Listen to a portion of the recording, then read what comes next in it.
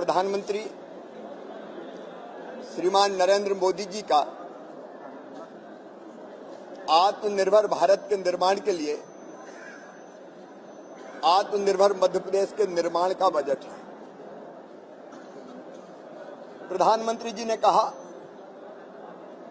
Bharatiya Janata party ने कहा, गरीब कल्याण हमारा संकल्प। ये गरीब के कल्याण का बजट है। ये मां, बहन और बेटी के उत्थान का बजट है।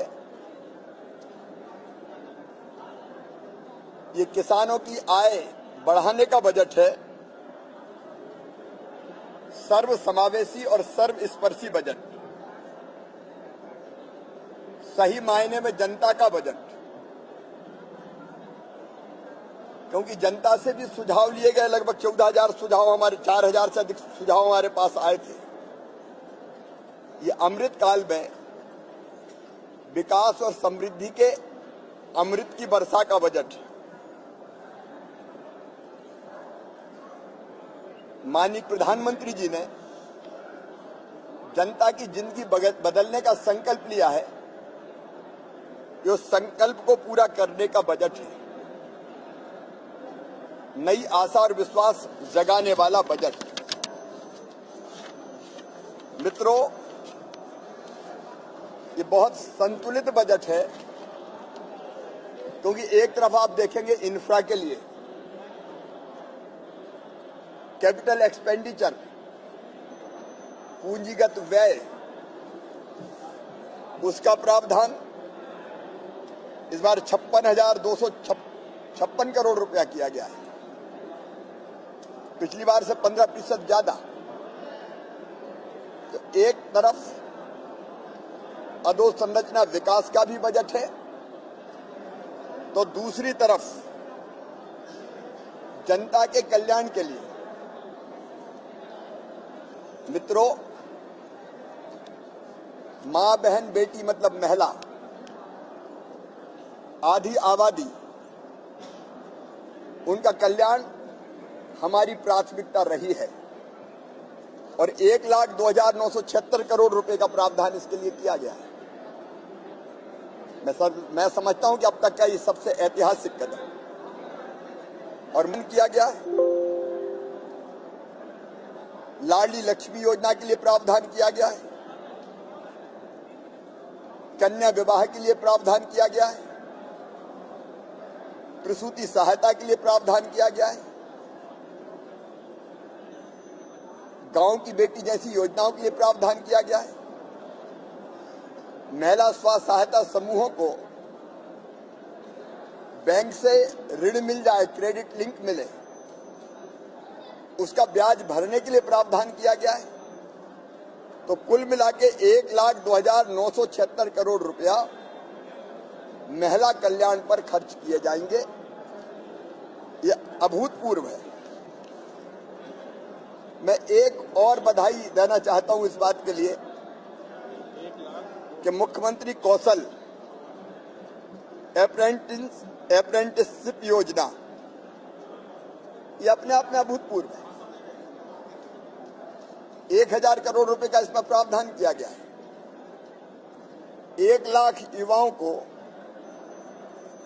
इसका लाभ मिलेगा। इस बार एक नई योजना, मुख्यमंत्री बालिका स्कूटी योजना,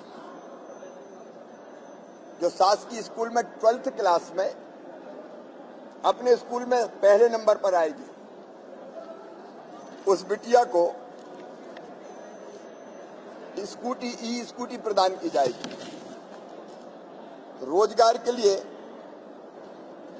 1 लाख से ज्यादा नौकरियों पर भर्ती चल ही रही है,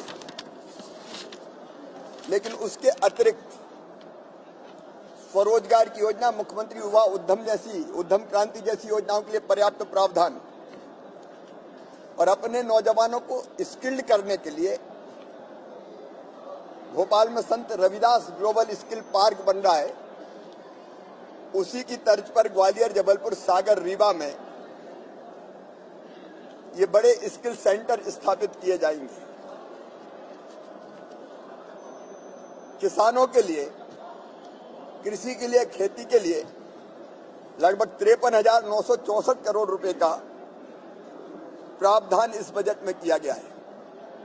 विशेष रूप से वो किसान जो ऋण माफी के झूठे वादे के चक्कर में डिफाल्टर हो गए थे और उनको 0% ब्याज पर कर्ज मिलना बंद हो गया था, हमने तय किया है कि हम ये जो कर्ज है, कर्ज का जो ब्याज है सहकारी समितियों का, वो सरकार भरेगी ताकि 0% ब्याज पर फिर किसान को कर्जा मिल सके। उसके लिए 2,500 करोड़ रुपए का प्रावधान इस बजट में किया गया है। प्रधानमंत्री जी 6,000 रुपया देते हैं, हम 4,000 रुपया देते हैं। तो हमारा जो 4,000 रुपए की मुख्यमंत्री किसान कल्याण योजना है उसके लिए 3,200 करोड़ रुपए का प्रावधान, 0% ब्याज पे कर्जा देने के लिए बजट में अलग प्रावधान। अरविंद जी बैठे हैं, सहकारी बैंकों को हम देते हैं। फसल बीमा योजना के लिए 2,000 करोड़ रुपया, बिजली बिलों पर सब्सिडी के लिए 13,000 करोड़ रुपया और भी अन्य कई योजनाएं हैं किसानों के लिए पर्याप्त प्रावधान किया गया है। इससे खेती को लाभ का धंधा बनाने में और मदद मिलेगी।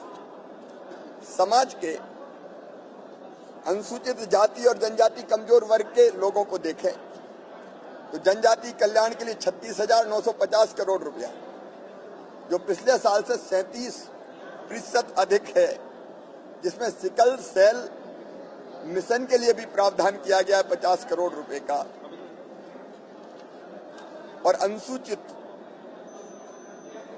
जनजाति के लिए भी 26,087 करोड़ रुपए का प्रावधान किया गया है।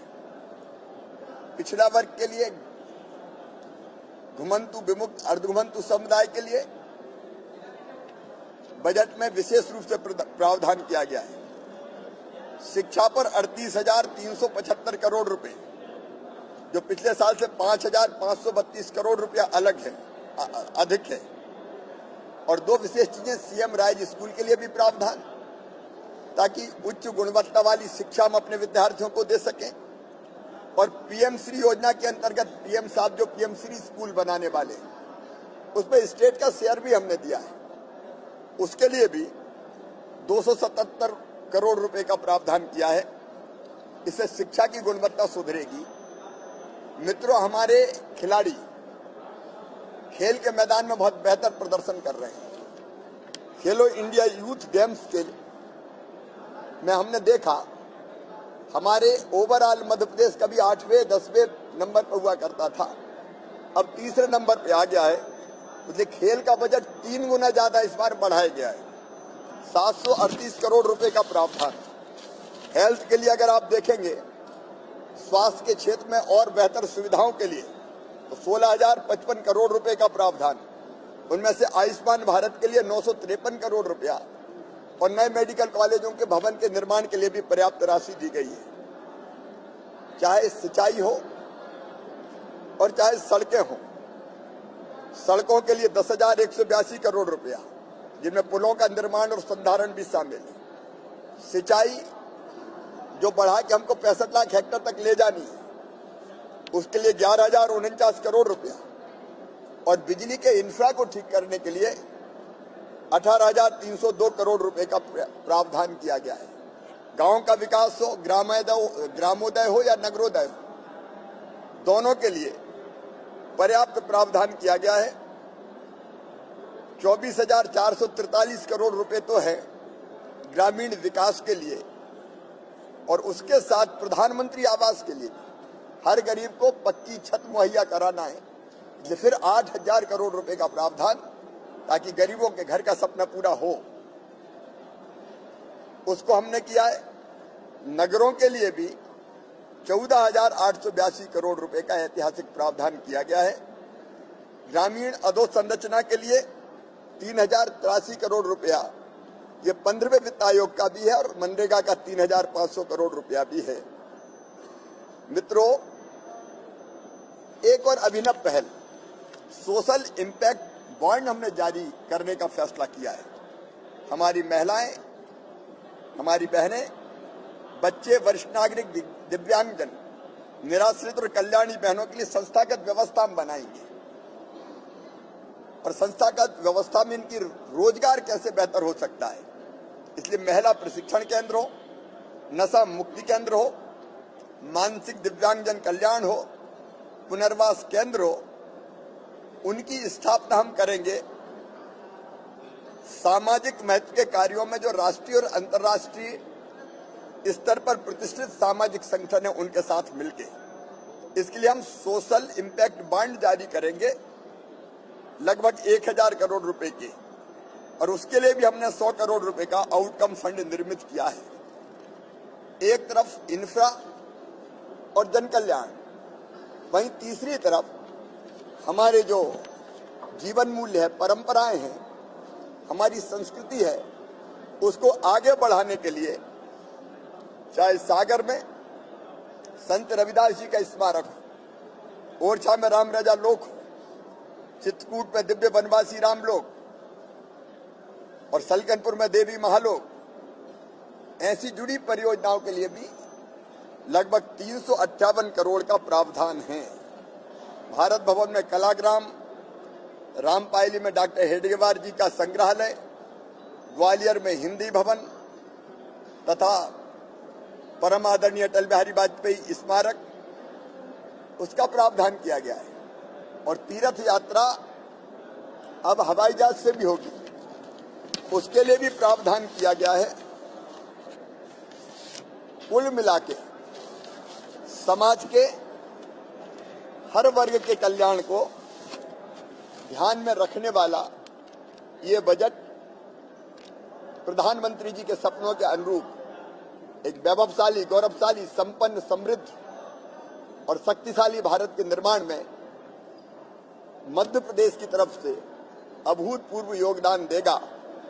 और प्रधानमंत्री जी का जो संकल्प है $5 ट्रिलियन की इकोनॉमी भारत को बनाना है, उसके लिए $550 बिलियन की इकोनॉमी मध्य प्रदेश को बनाना है, उस दिशा में भी ये महत्वपूर्ण कदम है। धन्यवाद। कमला जी का ये कहना है कि